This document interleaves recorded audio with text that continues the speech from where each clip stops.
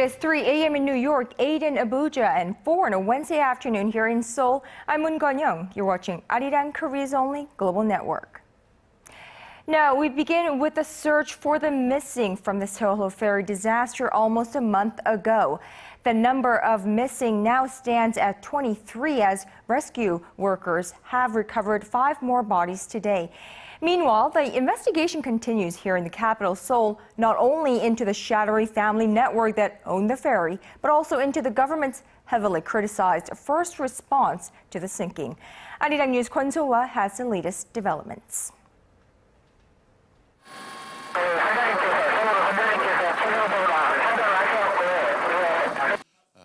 There was a mistake with the numbers.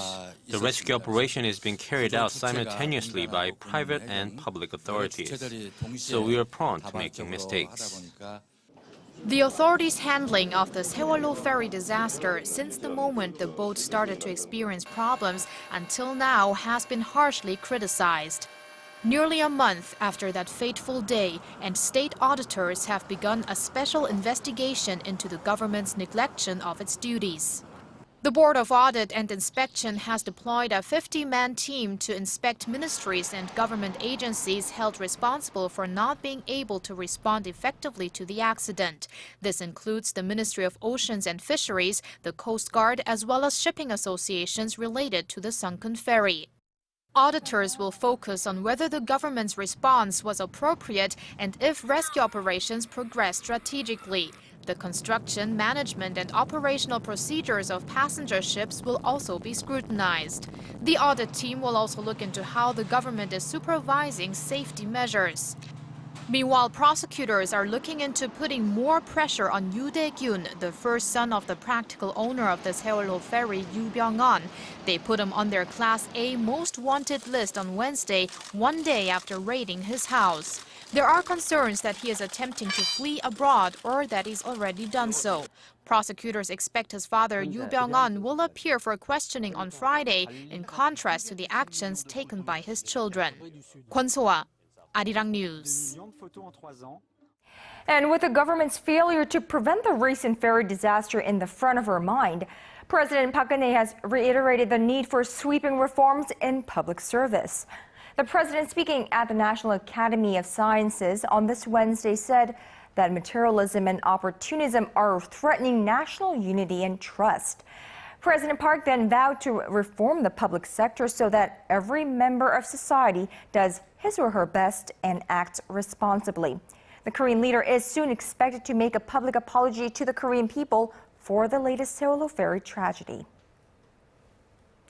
Now let's move on to the latest out of Turkey, where a mine explosion has left scores dead and hundreds more trapped at some 2 kilometers underground. Now it's just past 6 a.m. in Turkey right now, and a massive rescue operation is currently underway to get those trapped miners out. Our Kim Hyun-bin with the latest. At least 201 people are confirmed dead, and more than 200 others are believed to be trapped after an explosion at a coal mine in western Turkey. The blast happened early Tuesday, local time, at a privately owned mine in the town of Soma, some 250 kilometers south of Istanbul. Local officials believe the collapse came after a power distribution unit exploded during a shift change, which they explain for the confusion about the number unaccounted for. Turkey's emergency minister says close to 800 people were inside the mine at the time of the accident. 363 people have been rescued so far. The country's disaster agency has launched a massive rescue operation. Air is being pumped into the mine, which sits approximately 2 kilometers below ground. Hundreds of people have been gathering at a hospital in Soma and at the accident site for news about their loved ones. Rescue workers are facing a difficult task, as the mine was made up of long tunnels. The owner of the mine says his facility was run with the highest safety measures and constant controls. He added the main priority was getting the trapped workers out, so they may be reunited with their families.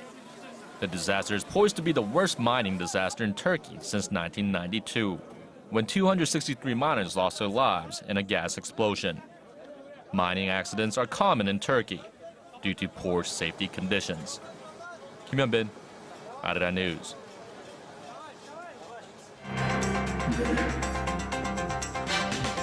When the latest news meets the latest business stories, we give you a bigger and better picture of the world. Business Today with Moon Gon-young. Every weekday, only on Arirang.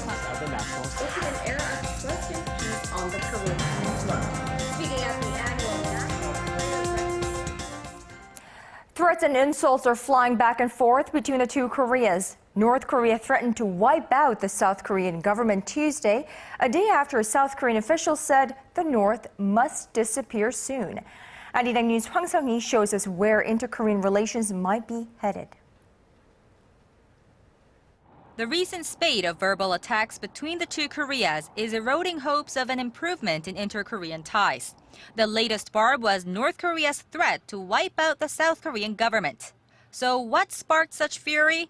It was South Korean Defense Ministry spokesperson Kim Min-sak's unusually blunt remark on Monday. Can North Korea even be regarded as a country? Is there human rights? Is there freedom? It continues to make false claims that are historically retrograde as a country that cannot exist and should disappear soon.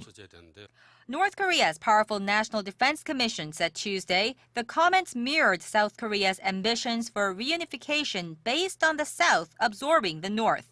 It said the North Korean people are demanding an all-out attack on Seoul and vowed to wipe out President Park Geun-hye and her military officials entirely with merciless force. The two Koreas had agreed earlier this year to end all cross-border slandering. That promise was broken by Pyongyang about a month later, after the South Korean leader gave a reunification speech in Dresden, Germany, and laid out her vision for a reunified Korea. Since then, the North has been hurling sexist remarks at President Park, calling her names like an old prostitute. Seoul's Unification Ministry on Wednesday urged Pyongyang for an immediate end to such derogatory attacks. Experts say the intensifying war of words will lead to a prolonged confrontation between the two Koreas. With no progress in resolving the North Korean nuclear issue and the two Koreas constantly exchanging negative words, inter-Korean relations will be on thin ice for the time being. But they say the possibility of the verbal battle leading to a North Korean provocation, like a fourth nuclear test, remains slim for now. Hwang Sung-hee, Arirang News. Now, this Thursday and Friday, those who plan to run in the June 4th local elections will make their candidacies official by registering at the National Election Commission. Candidates competing for nearly 4,000 provincial, city, and local assembly seats are required to provide personal information such as their educational and professional experience, assets, military service, and tax payments. They will be able to hit the campaign trail beginning May 22nd. On this Wednesday, the head of the election watchdog vowed to respond swiftly to any reports of illegal campaigning and interference by public officials. The elections are considered a public litmus test of the Park Geun-hye administration after it came under fire for a perceived inability to handle last month's Sewol-ho Ferry accident. After more than 100 international matches in a professional career that dates back to year 2000, Korea's most decorated footballer is hanging up his cleats. Park Ji-sung announced his retirement on this Wednesday, citing chronic knee problems. The 33-year-old played his last season with PSV Eindhoven on loan from the Queen's Park Rangers. Park will be remembered as being a trailblazer on the pitch. He was the first Korean to play in the English Premier League with Manchester United and represented Korea in 3 World Cups, scoring goals in each tournament. Park is set to tie the knot with TV announcer Kim Min-ji this July, and the two plan to live in Europe.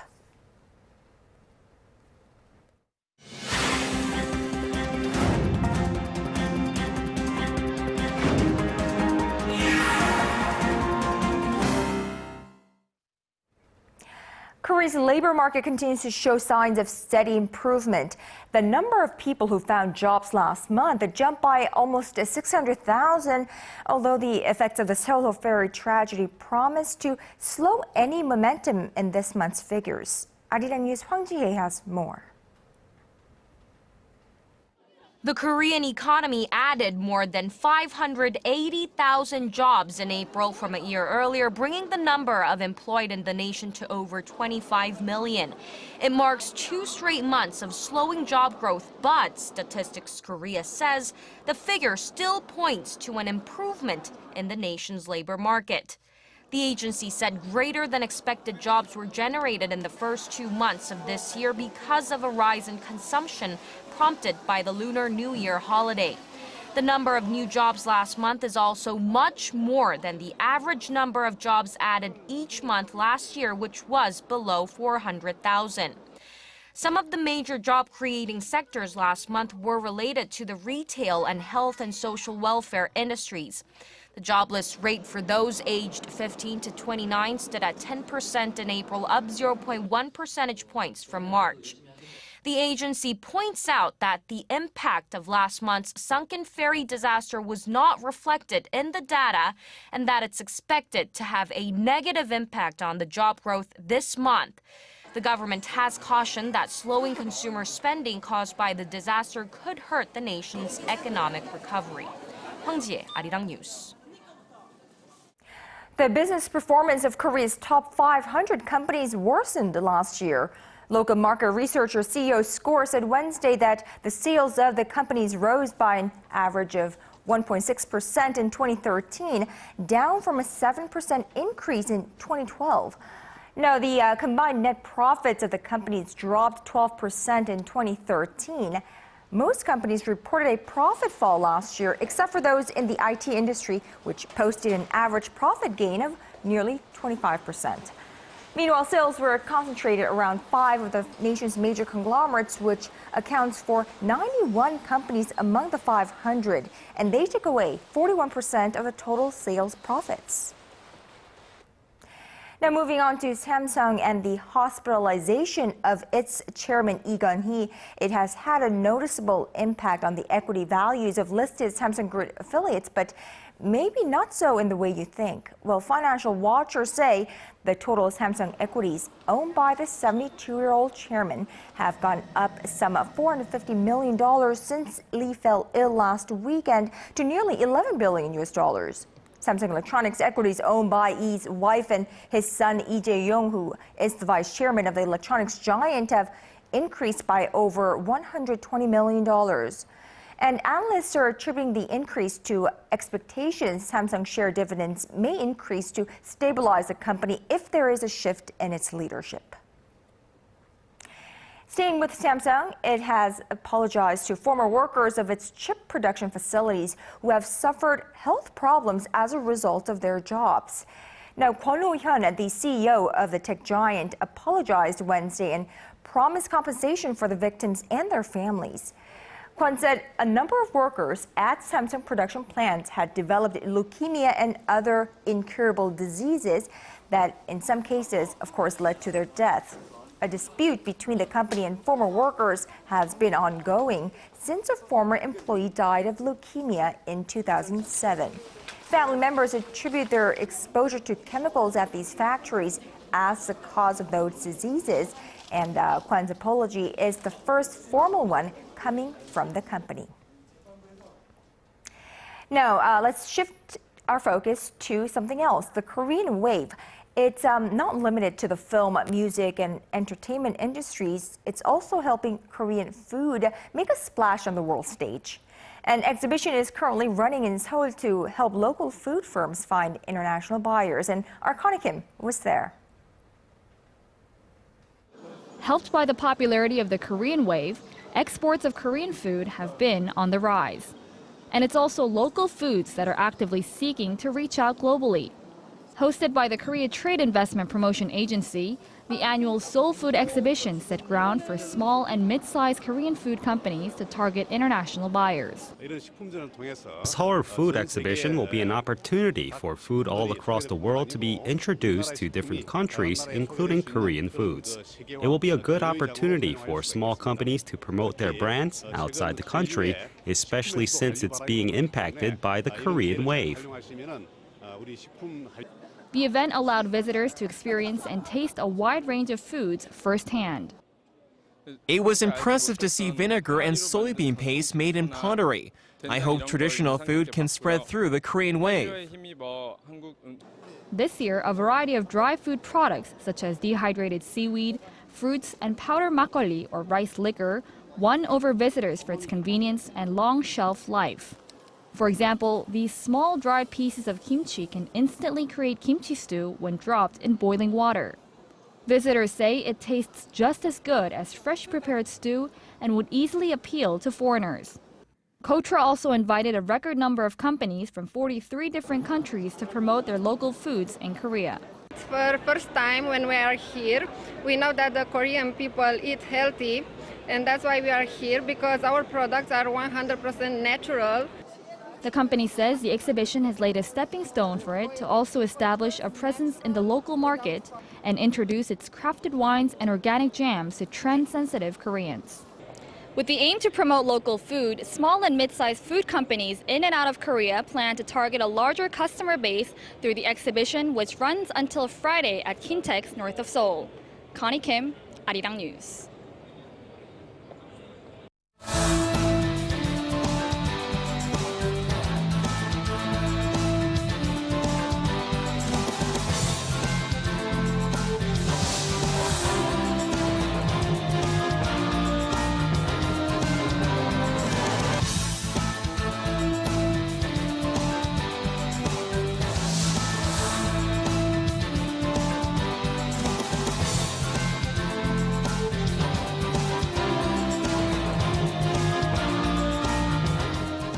Well, it's been about a week since the Korean won started trading at the 1,020 level against the US dollar. And the hardest hit by this strengthening domestic currency are Korean exporters. Now, first, here's a report by our correspondent Na Hyung-kyung on the impact on the Korean economy. Korea's export price index for April fell to its lowest since January 2008. The Bank of Korea says the index stood at 88.3, down 2.5% from the previous month. That means Korean companies are making less profit when they're exporting the same amount of products due to the strengthening local currency. 340 companies recently surveyed by the Korea International Trade Association say they can make reasonable profits when the won trades against the greenback at 1,073 won on average. The break-even rate for them was at 1,045 won, and the fact that Korea's currency has been trading at 1,021 level for the past week is not helping their profit margins. Trade Minister Yoon Sang-jik convened a meeting on Wednesday and promised the government support in monitoring and managing the exchange rate. At the same time, he called on small and mid-sized companies to be on the lookout for exchange risks themselves. The minister also suggested taking this as an opportune time to reduce costs and tap into new markets, but some observers say even if that was possible, it would take a long time to achieve those goals.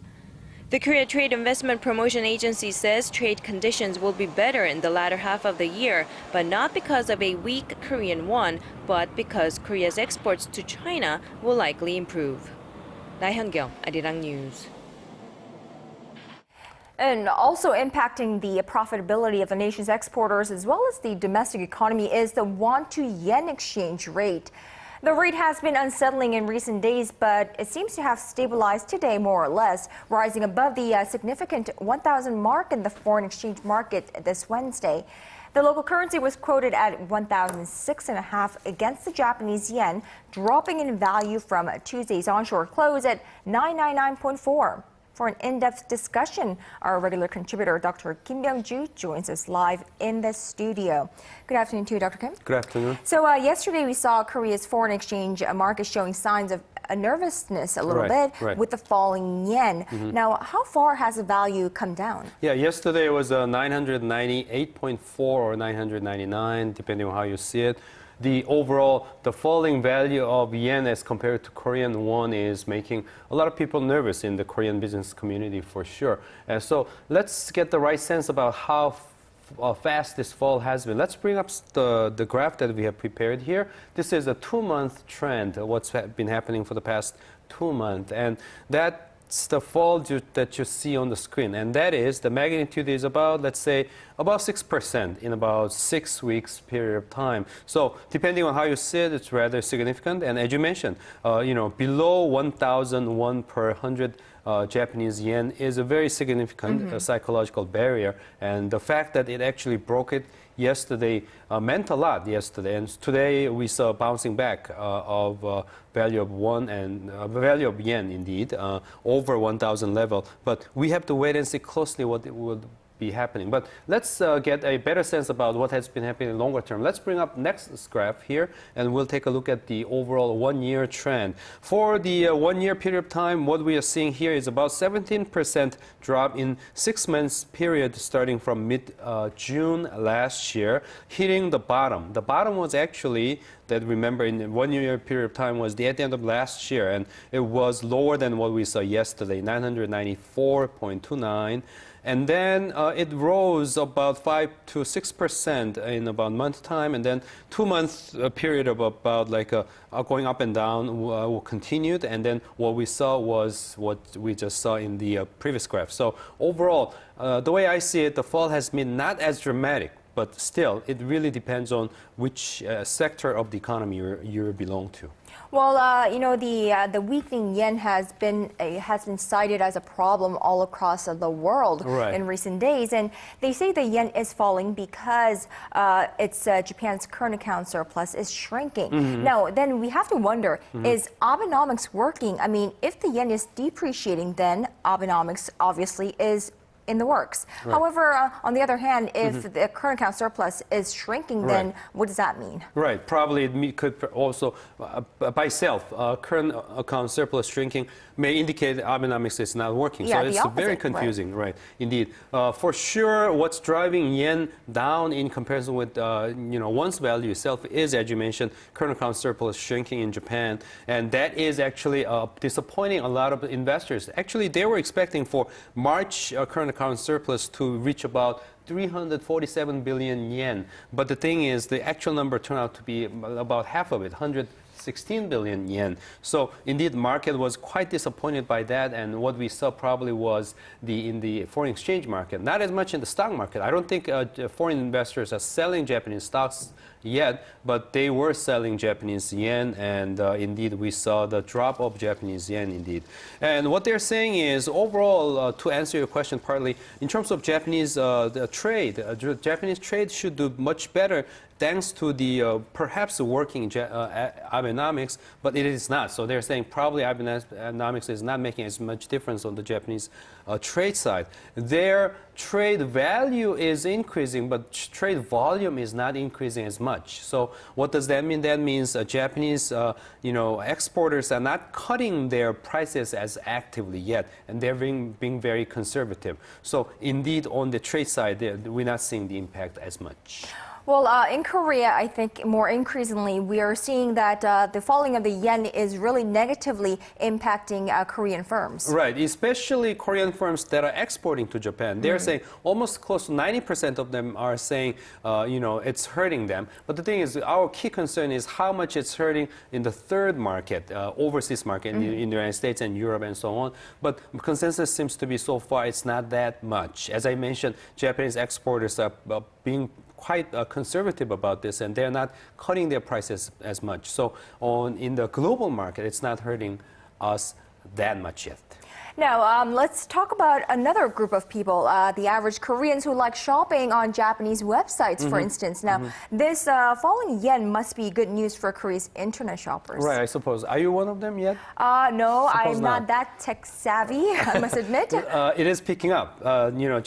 Shopping of Japanese goods over online is picking up, they're saying. And there are some Japanese websites that are offering, indeed, Korean language service. Language has been the biggest barrier for this, and now with this Korean service, they're saying Korean shoppers are buying sports products, sports shoes, and even swimming suits and different kind of golf equipments. Really? Yeah, they're saying it's cheaper than buying from here in Korea. So indeed, with those benefits, we see the growing activism of Korean online shoppers using Japanese websites. If the weakening yen, that trend continues, probably we'll get to see more of those for sure. All right, well, so good news for the shoppers at least. Now, with the yen falling and the won rising, some are beginning to say that perhaps the Korean won is a safe asset in the global market. Some people are saying that already, but majority view seems to be that's a little bit premature. In order to have Korean won to become a key currency that will replace Japanese yen, we should continuously see won keeping its value up whenever there is a trouble globally. So far, the mixed record has been mixed. In the past, of course, the won was falling every time there was trouble. But recently, I think there was last year's May, for instance, a big trouble in the emerging market. Korea's won actually increased in terms of value. So there was a latest trend. But still, I think we need more time to make any judgment whether Korean won is emerging as one of the key trends that could potentially or partially replace yen. We need more time on that one. All right, Dr. Kim Byung-ju, thank you so much for today, and we'll see you tomorrow. Okay.